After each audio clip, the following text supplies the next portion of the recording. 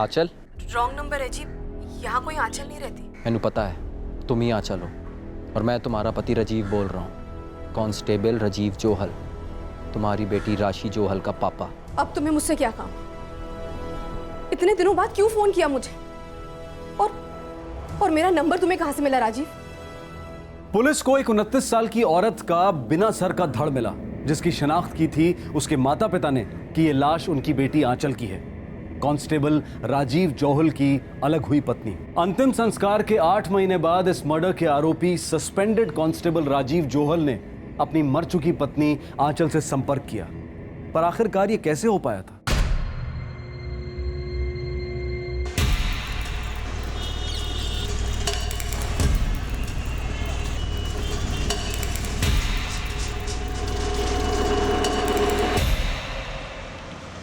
चल रुक रुक रुक रुक रुक रुक। क्या हुआ?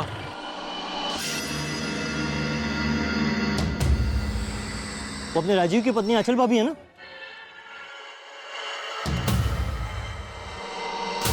हाँ यार, वो तो आंचल भाभी लग रही है। चल चल चल गाड़ी स्टार्ट कर, चल चल देखते हैं। हट ए यार हटना।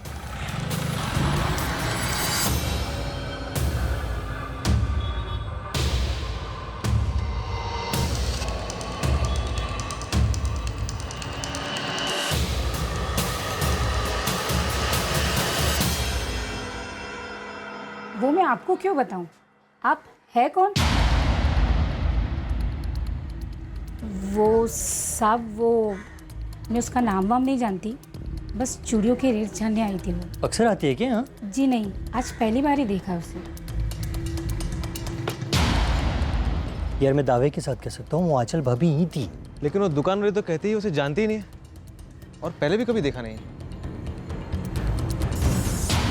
क्या बक रहा है बे? कसम से राजीव, सुजत ने भी देखा। हम दोनों दावे के साथ कह सकते हैं कि वो आंचल भाभी ही थी। अबे तो पीछा क्यों नहीं किया उसका? कर सकते तो नहीं करते क्या? एक तो शॉक सेटल होने में टाइम लग गया और वो एकदम से गायब हो गई। ढूंढो यार, कैसे भी उसे ढूंढो। क्या बात है पुत्र? भाई की हो यार? कुछ नहीं पापा जी।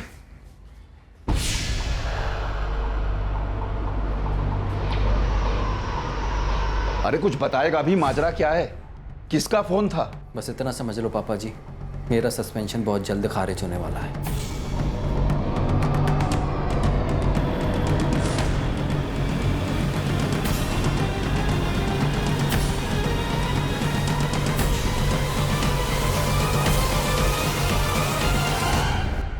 अब तो ये मुझे कौन सी नई स्टोरी सुना रहा है राजीव?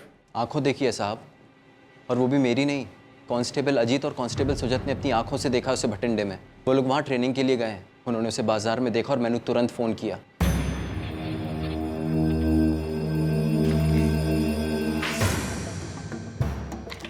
सर, अजीत और सुजत दोनों से बात हुई है। दोनों का यही कहना है कि उन्होंने आंचल को ही देखा है।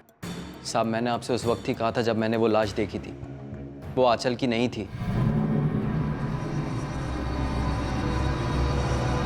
नहीं साहब, है आंचल नहीं है।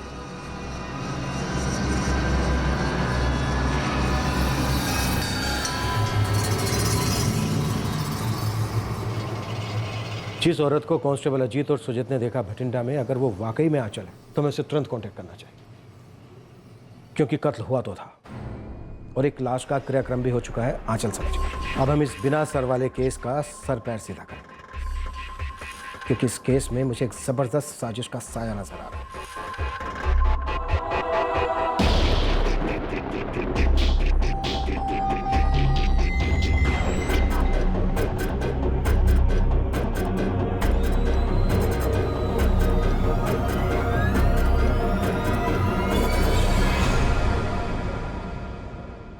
मैनू शक है कि आंचल ने ही कोई गेम खेला है। आप लोगों ने मेरी बात नहीं मानी, पर मैं अभी आपसे फिर से कह रहा हूं, दिनेश पन्नू नाम का साइकिल रिक्शा वाला है और उसका मेरी बीवी के साथ चक्कर था। राजीव, इस चक्कर के चक्रव्यूह में हम तभी घुस पाएंगे जब हम आंचल तक पहुंच पाएंगे, वो भी खुफिया तरीके से। आंचल के किसी भी करीबी को इस बात की भनक तक नहीं लगनी चाहिए कि हमें पता है आंचल जिंदा है और हम उसका पीछा कर रहे हैं। पुलिस ने अपनी सारी ताकत उस औरत तक पहुंचने में लगा दी जिसे कांस्टेबल अजीत और सूजत ने भटिंडा की मार्केट में देखा था। पुलिस को यह पता लगाना था कि भटिंडा में उसका एड्रेस क्या था और वो किसके साथ रह रही थी। और फिर एक बार टेक्निकल सर्विलेंस ने वो एकमात्र सुराग पेश किया जो पुलिस को आंचल तक ले गया। सर, हमने जो चांस लिया था वो काम कर गया। आंचल के इंस्ट्रूमेंट का IMEI नंबर ट्रैक हुआ। हाँ सर, और उसका फ़ोन भटिंडा में यूज़ हो रहा है और उसमें एक नया सिम कार्ड है 44467875। ये भी तो हो सकता है कि उसका इंस्ट्रूमेंट कोई दूसरा आदमी यूज़ कर रहा हो। सर, भटिंडा में जहाँ अजीत और सुजत ने उसे देखा था। इतना बड़ा इत्तेफाक कैसे हो सकता है सर? सिंह, एक काम करो, राजीव को बुलाओ और उससे कहो कि इस नंबर पर फ़ोन करें। सर,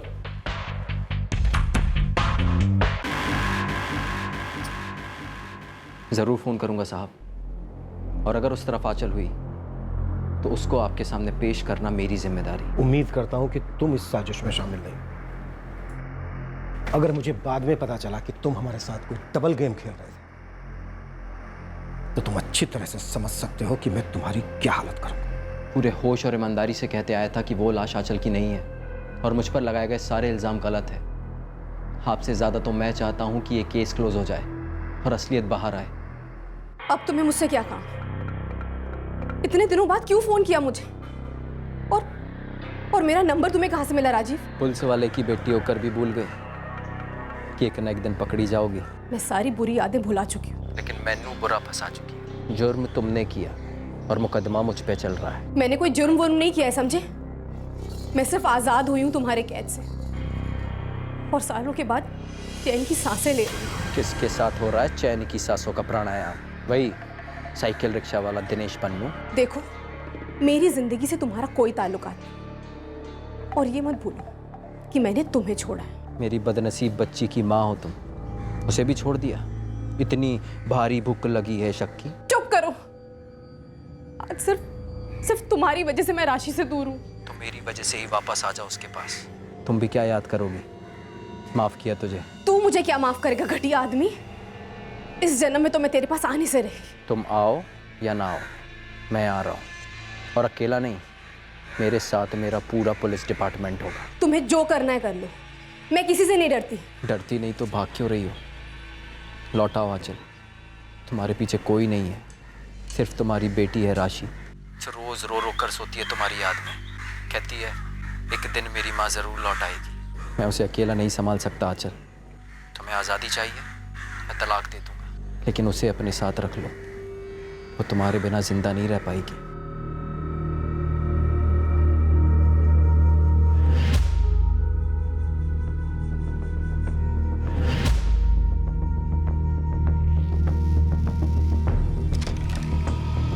साहब, मेरी बीवी आंचल कल लौट रही है। हमारी बच्ची राशि का वास्ता देकर जीत लिया उसका मन। वो कल अपने मायके लौटेगी। सिंह, अब कल हम इस मर्डर केस का नया अध्याय खोलेंगे। अब पता चलेगा कि वो लाश किसकी थी जिसका सर कटा था।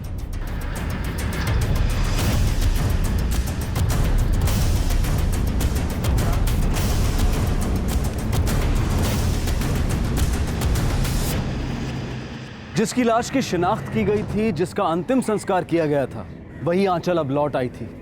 अपने अतीत के साए से दूर छुपी बैठी आंचल अपनी बेटी राशि का वास्ता दिए जाने पर पिघल गई थी। इस मर्डर केस में काफी ड्रामा अभी बाकी था।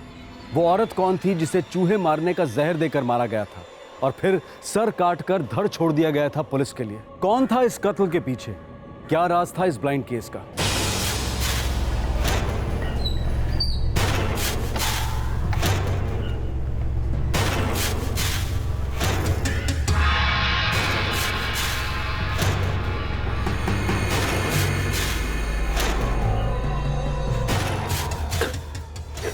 लगता है लत लग गई है तनु साडी गीता दी। इश्क अगर लत है तो समझो लत है। तेरे जैसों की जुबान से ना ये जो इश्क शब्द है ना, बहुत ही घटिया लगता है।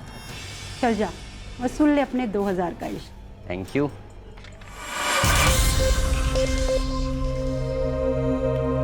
तू मेरे बिना रह नहीं सकता ना? तो हमेशा के लिए मुझे उड़ा के लेके नहीं जाता यहाँ से? अभी तेरा नशा उतना चढ़ा नहीं है जाने मन कि तेरे साथ उड़ने उड़ने की सोचूं। चल, मूड बना, आजा।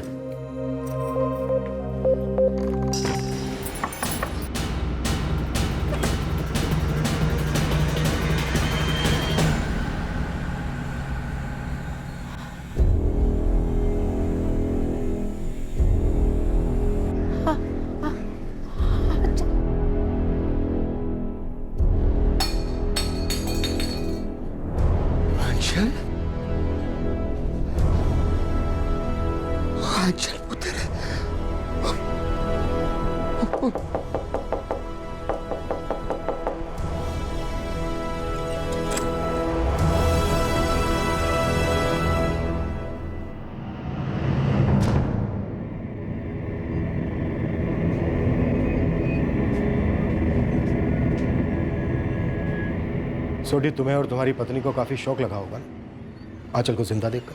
मुझे तो अभी भी यकीन नहीं हो रहा साहब। लेकिन हमें इतना बड़ा शौक नहीं है, क्योंकि हमें पिछले 5 दिन से मालूम था कि आंचल जिंदा है। अब तो आंचल ही हमें बताएगी कि वो औरत कौन थी जिसका इसने कत्ल किया है। सर मैंने किसी का कत्ल वत्ल नहीं किया है।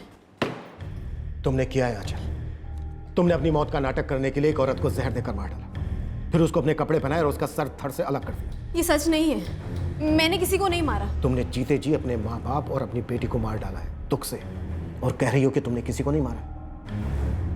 अब जल्दी से बोल दो वो औरत कौन थी। नहीं सर, मुझे कुछ नहीं पता। तो फिर तुम्हारे माँ बाप को जरूर मालूम होगा। शायद वो भी मिले हुए हैं इस साजिश में तुम्हारे और तुम्हारे प्रेमी के साथ। मेरा प्रेमी? ये क्या कह रहे हैं आप? दिनेश पन्नू। मेरे मुंह से दिनेश पन्नू का नाम सुनते ही तुम्हारे चेहरे का ये रंग क्यों उतर गए? आंचल, तुम्हारी खैरियत इसी में है कि जल्दी से हमें बता दो औरत कौन थी और उसके कत्ल के पीछे कौन है। मैं बार बार आप लोगों से कहता रहा कि मैंने आंचल को नहीं मारा, लेकिन आप लोगों ने साजिश की मैनू फंसाने की। कोई नहीं, अभी थोड़ी देर में सारा सच बाहर आएगा। आपने पूरी दुनिया से बात मनवाई कि चूंकि मैं एक पुलिस वाला हूं, ये सारा गेम मैंने खेला अपनी बीवी का कत्ल करने के लिए, और किस तरह मैंने बिना सुराग छोड़े ये कत्ल कर दिया। लेकिन आपने ये नहीं सोचा कि मैं भी एक पुलिस वाला हूं, इतनी आसानी से तो नहीं फंसूंगा। और खुद एक पुलिस वाला होने के नाते आपने भी खूब खेला, गलत लाश की जानबूझकर शिनाख्त की। बहुत बड़ा धोखा किया है आपने अपनी वर्दी के साथ, मेरे साथ। सजा तो आपको मिलेगी ही मिलेगी।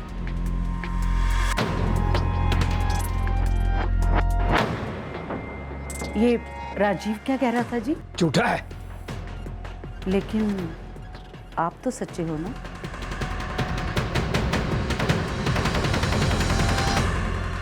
सर मैंने किसी को नहीं मारा है। पर ये तो मरी, और तुम्हारा पिंक रंग का सूट पहनकर मरी। बोले ये सूट तुम्हारा नहीं है। तुम्हारे माँ बाप ने इसी सूट को देखकर कहा था कि ये तुम्हारी लाश है। तुम ना इस केस में यहां तक डूबी हुई हो, यहां तक। अगर सच बोल दोगी तो पूरा डूबने से बच जाओगे। आखिरी मौका है तुम्हारे पास, जो भी सच है बोल दो। सर मैं सच कह रही हूँ, मैंने किसी को नहीं मारा है। मुझे तो ये तक नहीं पता कि किसे मारा गया है। उस दिन 17 सितंबर को तुम अपने माँ बाप से कह के गई थी कि राजीव से मिलना चाह रहे। पापा जी, मैं राजीव से सब साफ साफ बात करने जा रही हूँ, आर्या पार। लेकिन राजीव से तुम मिली नहीं, फिर किससे मिलने गई थी? प्लान क्या था तुम्हारा? सर मैं राजीव और उसकी आदतों से पूरी तरह से थक गई थी। मैं उससे अलग होना चाहती थी, लेकिन मम्मी जी और पापा जी बार बार मुझे उसी के पास धकेल देते थे। और तुम अपने आप को किसी और के पास ढकेल रही थी। मैं अपने आप से ही खुद को धकेल रही थी। सर मुझे प्यार होने लगा था, हो गया था। मुझे एक नई जिंदगी चाहिए थी, खुली ताजी आज़ाद जिंदगी। ये शादी मेरे और राजीव के बीच नहीं, मेरे पापा जी और राजीव के पापा जी के बीच है। क्या मतलब? दोनों पुलिस वाले हैं, दोनों बहुत अच्छे दोस्त हैं, और ये शादी उनकी इज्जत है। वो मुझे राजीव से कभी अलग नहीं होने देंगे। और अगर अलग हो गई तो शादी करोगी मुझसे? क्यों झूठे सपने दिखा रहे हैं? सपने दिखा रहा हूँ क्योंकि तुम्हारा सपना सच होने वाला है आंचल। तो दिनेश पन्नू राजीव के दिमाग की मनगढ़ंत उपज नहीं है। साहब, दिनेश पन्नू की खबर मैं नहीं रखता तो कौन रखता? मेरी बीवी का चक्कर था तो मैंने उसकी पूरी कुंडली खोल डाली। सर मैं 17 सितंबर को दिनेश के साथ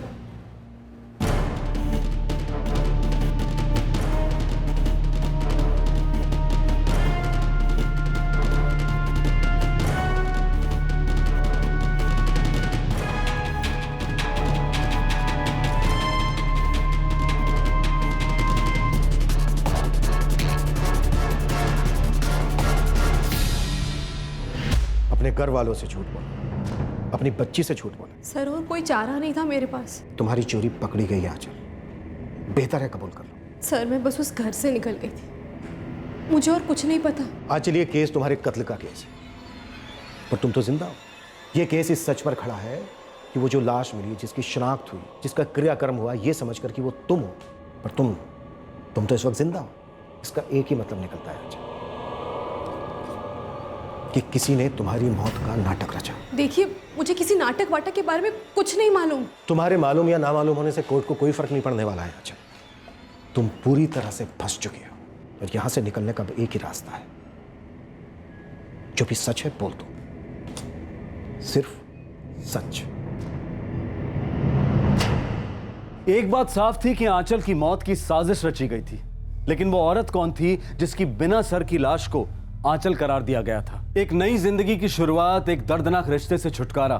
आंचल ने अपनी जिंदगी की दूसरी इनिंग्स की शुरुआत एक जुर्म के साथ की थी, मर्डर जैसे संगीन जुर्म के साथ। क्या आंचल के लिए इस जुर्म के साए से बच निकलना किसी भी एंगल से संभव था? बिल्कुल नहीं, क्योंकि क्राइम नेवर पेज। आओ गीता, आ जाओ। तो आज तक पिंजरे में कैद थी, अब इस घोंसले में आज़ाद रहेगी। मुझे मालूम था एक दिन तुम मुझे रिहा ज़रूर कराओगे, किसी भी कीमत पर उड़ा के ले आओगे मुझे। तेरी फ्लाइट की टिकट 50,000 की पड़ी है। तेरी मैडम का चेहरा अब तू कभी नहीं देख पाएगी। ये लो रेशमा भाई, पूरे 50,000 हैं।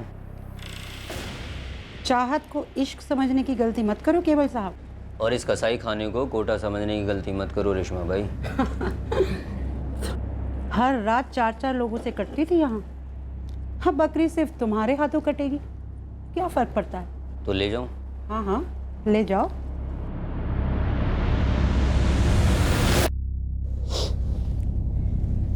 केवल मुझे आज़ादी की आदत लगने में कुछ दिन लगेंगे। अब तू अपनी मर्जी की मालकिन है।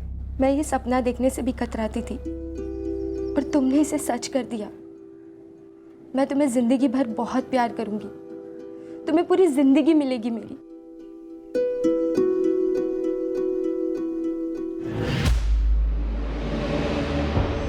मैं नहीं जानती कि वो लड़की कौन थी। सारा प्लान दिनेश ने बनाया था।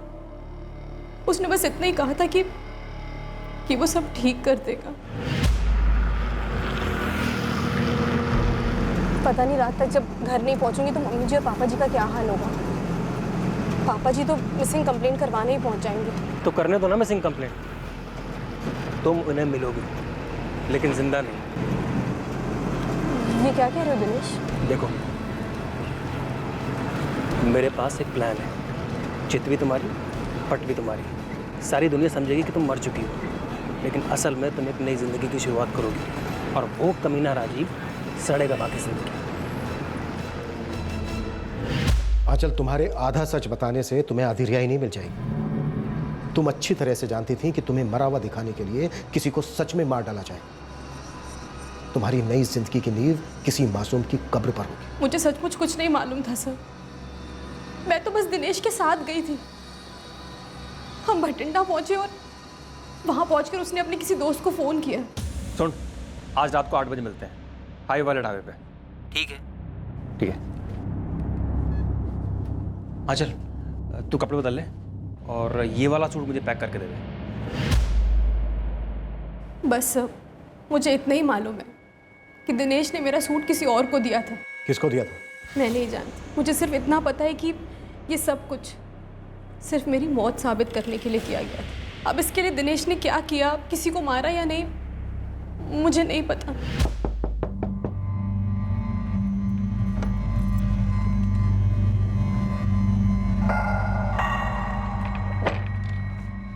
कुछ मुंह मीठा करा दे। आज से तेरी पुरानी जिंदगी खत्म, नई जिंदगी शुरू, हमारी नई जिंदगी शुरू। आज चल।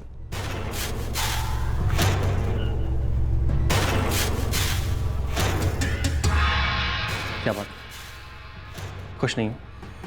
नहीं, बहुत खुश हूँ।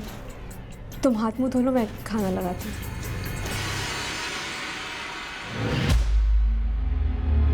सचमुच प्यार करता था सर वो मुझसे, और मैं उससे। वो मेरा दर्द समझता था जो राजीव ने कभी नहीं समझा।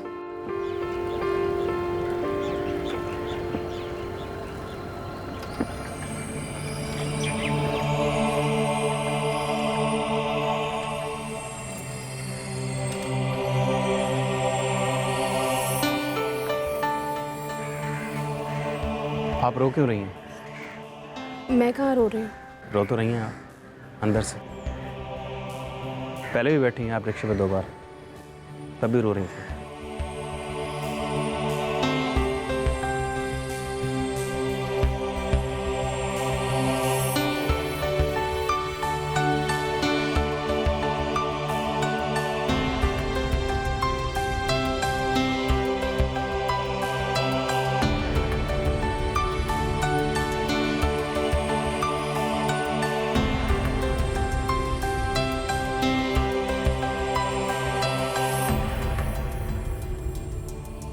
बैठिए ना।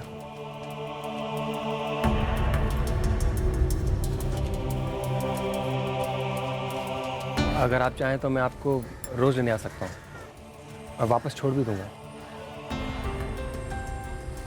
मैं रोज़ दिनेश से मिलती और धीरे धीरे उससे अपने सुख दुख बांटने लगी। ज़्यादातर तो दुख ही होते, सुख तो बस उसके साथ ही मिलता था। दिनेश मेरे दर्द को समझता था, मेरी बातें सुनता था। देखते देखते मुझे उससे प्यार हो गया। बहुत जल्द मुझे उसकी तरफ से भी प्यार नज़र आने लगा। इतना प्यार जो मुझे ज़िंदगी में पहले कभी नहीं मिला और शायद कभी मिलेगा भी नहीं। मुझे ज़िंदगी में कोई ऐसा मिला था जो सच में मेरा ख्याल रखता था। मुझे सच्चा प्यार मिला था सर। आंचल, तुम्हारा सच्चा प्यार खून में लिपटा है, किसी मासूम के खून में। सच सच बताना आंचल, इस वक्त दिनेश पन्नू का है? भटिंडा में। सब कुछ खत्म हो जाएगा, समझने की कोशिश कर। अगर तू वहां गई तो पुलिस को पता चल जाएगा कि तू जिंदा है। पुलिस तो वैसे भी सब कुछ जानती है, आखिर राजीव भी तो पुलिस वाला है। तो फिर पुलिस को यह भी पता लग जाएगा कि तू इसलिए जिंदा है क्योंकि तेरी जगह कोई और मरी हुई पाई गई थी। दिनेश, मुझे इस वक्त अपनी बेटी राशि के अलावा और कुछ नहीं सूझा। 8 महीने हो गए और मैंने उसकी शक्ल तक नहीं देखी। देखो, मैं मम्मी जी, पापा जी और राशि से मिलकर लौट आऊंगी। कुछ नहीं होगा, मेरा यकीन करो। अरे कैसे कुछ नहीं होगा आंचल? तेरे माँ बाप, तेरी बच्ची, जलंधर की पुलिस सब समझते हैं कि तू मर चुकी है। राजीव पर इल्जाम लगाया, मुकदमा चल रहा है। बहुत बड़ा बवाल हो जाएगा तू चली गई तो। और अगर मैं नहीं गई तो राजीव यहाँ पहुंचा और फिर हमारा ये घर, हमारी जिंदगी, तुम्हारे मेरे बीच जो कुछ भी है सब कुछ खत्म हो जाएगा।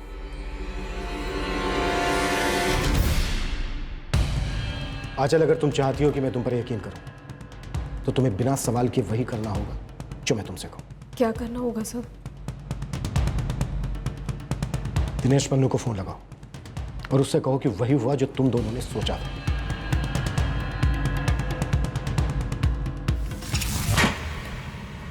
सबूतों की रोशनी में यह ब्लाइंड मर्डर केस अब ब्लाइंड नहीं रहा था। यह जाहिर हो चुका था कि इस संगीन जुर्म और साजिश का मास्टरमाइंड था रिक्शा चालक दिनेश पन्नू। लेकिन वो लाश किसकी थी, इस सच का खुलासा होना अभी बाकी था। लेकिन उससे पहले कुछ और ड्रामा होना भी बाकी था।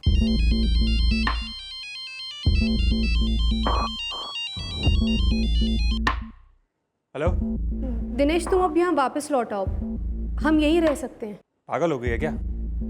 दिनेश, पुलिस ने वो केस क्लोज कर दिया है और राजीव मुझे तलाक देने के लिए तैयार हो गया है। राजीव पर तुम्हारे कत्ल का मुकदमा चल रहा है। हाँ, वो पुलिस ने खारिज कर दिया है। उन्हें राजीव के खिलाफ कोई सबूत नहीं मिला।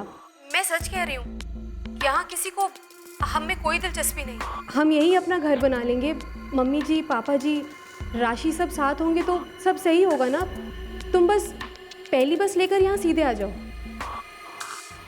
Hello hello hello Dinesh, Dinesh तुम सुन रहे हो ना?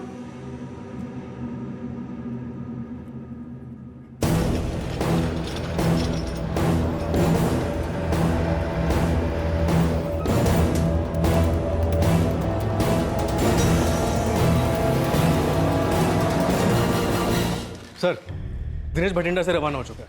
दोपहर 2 बजे तक जलंधर पहुंच जाएगा। आंचल टच में है उसके। आंचल से कहो कि बराबर कांटेक्ट बनाए रखें। जलंधर पहुंचने से पहले हम उसे धर लेंगे। प्राइवेट बस में है सर। एक टीम राजेंद्र में रेडी रखो बस में चढ़ने के लिए। एक और टीम जलंधर बस अड्डे पर तैनात कर दो। सर। और सुनो, आंचल से कहो कि फोन पर उसे बिजी रखें। Move.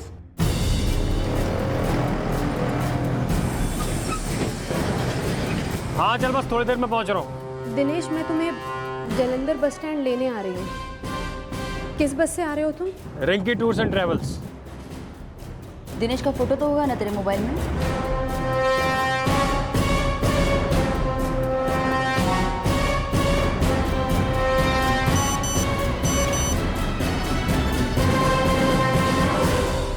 Rinki tours and travels. तुम उस तरफ जाओ, जल्दी गाड़ी हटवाओ, चल जाओ इधर।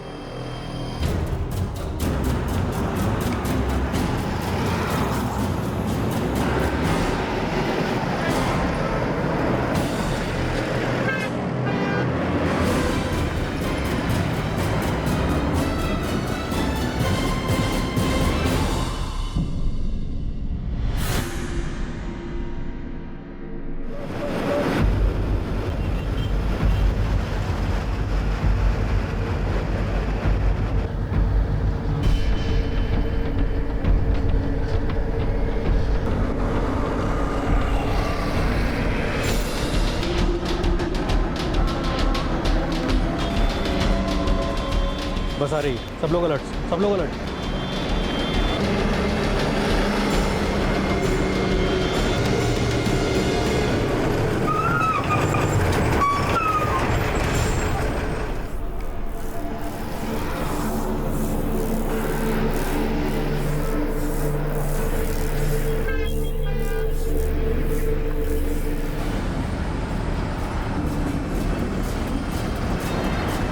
दिनेश पन्नू, जलंधर जा रहे हो?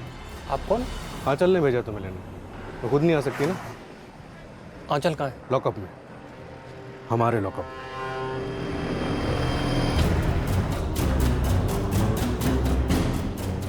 आंचल?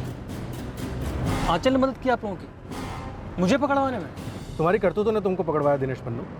और ये तुमने सोच भी कैसे लिया कि किसी का खून करके तुम आराम की जिंदगी गुजारोगे?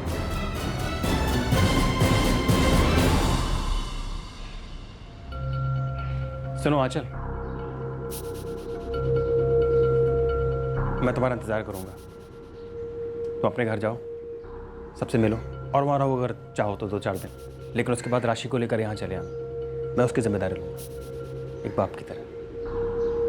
कोई भी कितना भी पूछे ना, हमेशा एक ही जवाब देना कि मुझे नहीं पता था कि सब लोग यहाँ ये समझ रहे हैं कि मैं मर चुकी हूँ। ठीक है? सिर्फ इतना कहना कि राजीव से तंग आकर मैं भाग गई थी, और कुछ मत बोलना, समझी?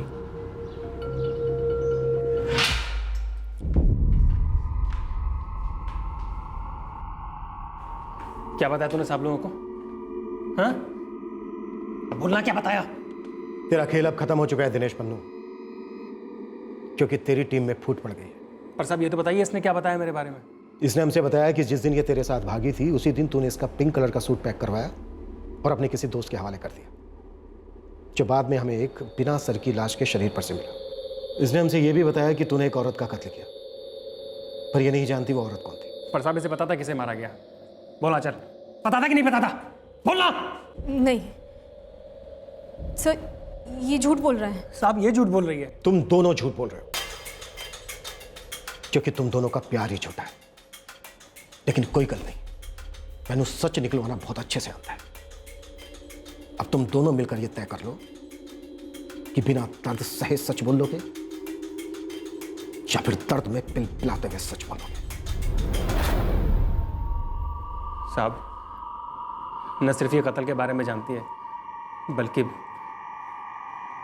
कत्ल इसी ने किया है। इसी ने उस औरत के खाने में जहर मिलाया।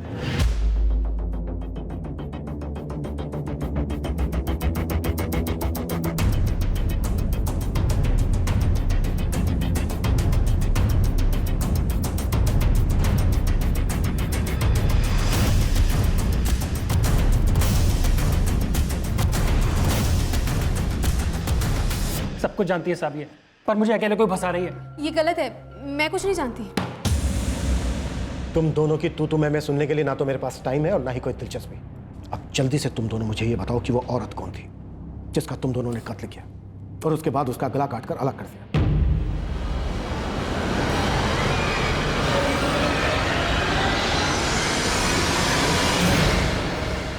सुन, आज रात को 8 बजे मिलते हैं, हाई वाले ढाबे पे।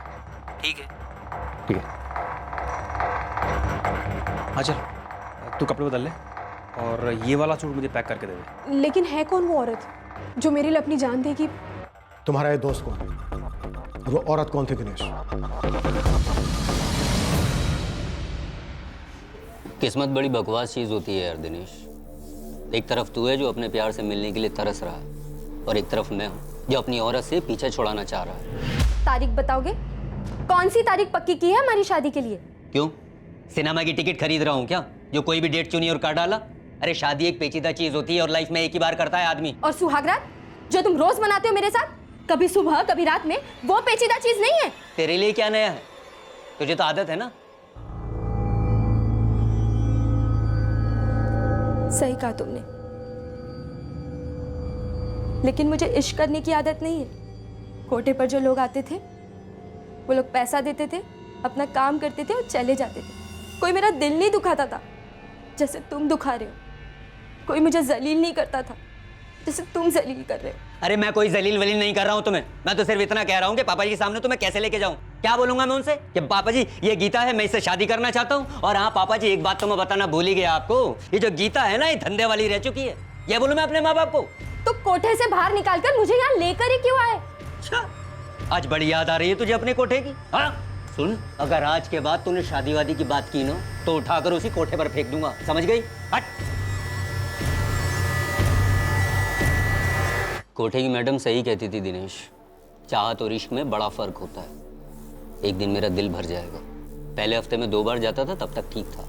जब से इसे घर लेकर आया हूं तो सर चढ़ बैठी है। और ऊपर से क्या? ऊपर से क्या?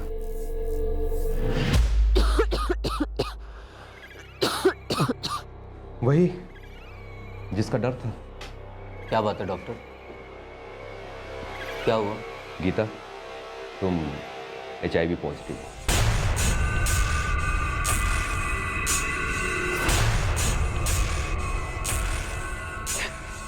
जब कोटे पर थी हमेशा सारी सावधानी लेती थी, हमें सिखाया जाता था, फिर भी पता नहीं ये सब कैसे हो गया।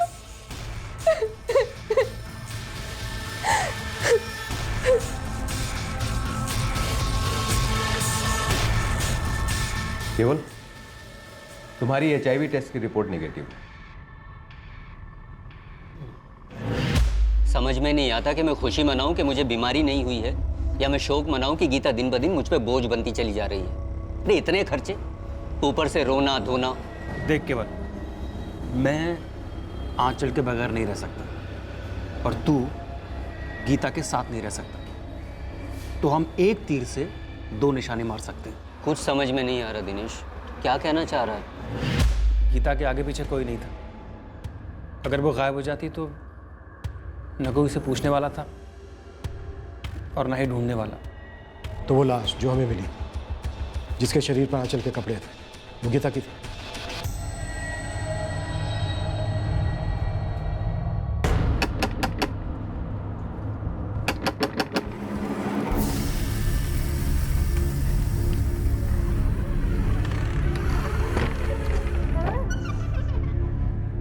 ये मिलाना होगा गीता के खाने में।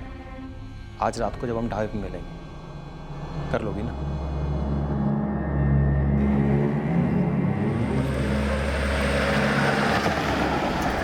हम लोग जलंधर में शादी करेंगे गीता।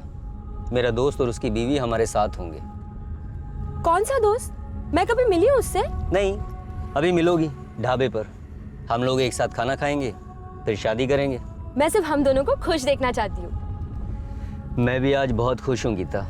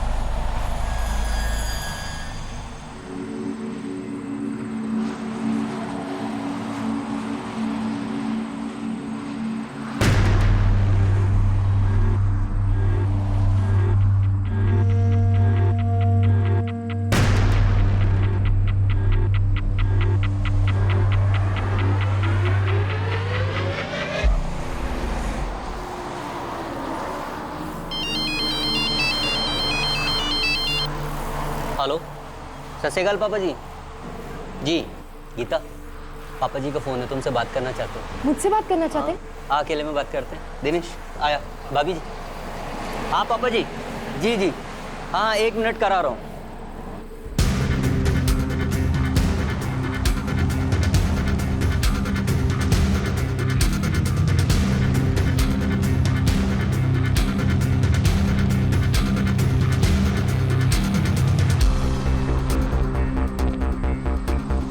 हेलो हेलो, 1 मिनट मुझे दे, दिखा ना। हेलो। हाँ,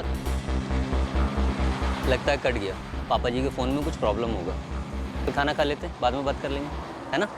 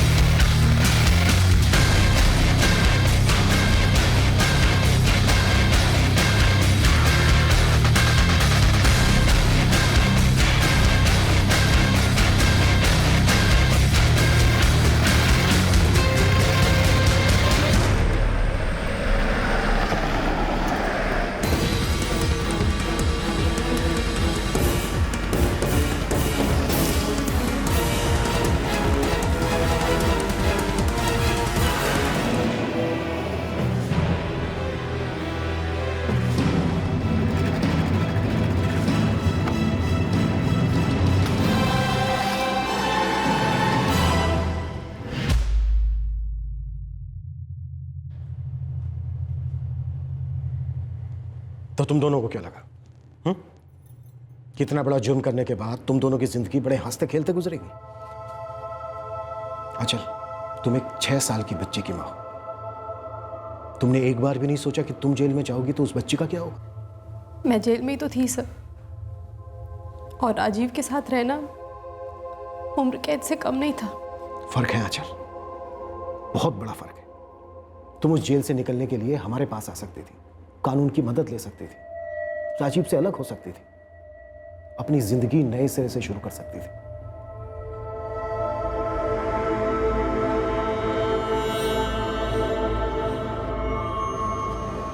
क्या हुआ जी? क्या सच में हमारी आंचल ने किसी की जान ली है? बोलिए ना।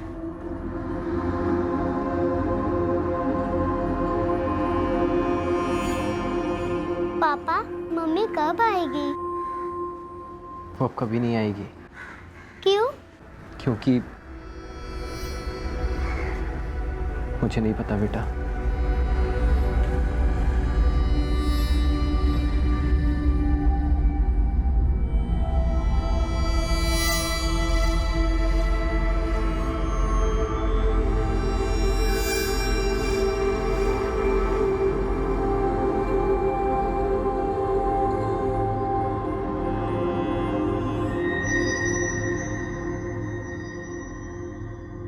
दिनेश पन्नू, आंचल और केवल तरार पर आईपीसी की धारा 302 के तहत मर्डर के लिए, धारा 201 के तहत सबूत मिटाने के लिए और धारा 120 के तहत क्रिमिनल कॉन्स्पिरेसी के चार्जेस फ्रेम किए गए हैं। फिलहाल तीनों को जुडिशियल कस्टडी में भेजा गया है। आंचल के पिता पर भी आईपीसी की धारा 182 के तहत गलत इंफॉर्मेशन और गलत आइडेंटिफिकेशन के चार्जेस लगाए गए हैं। आंचल के पति कांस्टेबल राजीव जोहल के खिलाफ सारे चार्जेस अदालत ने खारिज कर दिए हैं और उसका सस्पेंशन ऑर्डर भी रिवोक किया गया है। आंचल और राजीव की बेटी राशि की कस्टडी राजीव को मिल गई है और राजीव ने शराब डी एडिक्शन सेंटर में जाकर अपनी लत पर काबू पा लिया है। राशि अपनी मां को बहुत मिस करती है, लेकिन इस केस की पूरी सच्चाई जानने के बाद वो शौक में है कि उसकी मां इतने भयंकर जुर्म में हिस्सा ले सकती है। पीड़ित गीता, जिसे जहर देकर मारा गया था, उसका कटा हुआ सर पुलिस कभी नहीं ढूंढ पाई और ना ही उसके किसी रिश्तेदार को ट्रेस कर पाई। जब एक शादी का रिश्ता एक लाइलाज घुटन का फंदा बन जाता है, तब बस और नहीं ये कहकर उसे तोड़ना और उससे अलग होना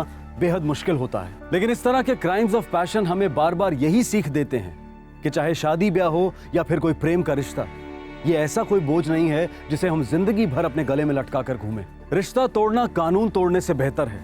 अलग होकर समाज में चंद दिनों के लिए अपने आप को रीएडजस्ट करना जिंदगी भर जेल में काटने से बेहतर है। किसी भी नई जिंदगी की शुरुआत या कोई भी नया रिश्ता किसी की लाश पर खड़े होकर नहीं बनाया जा सकता।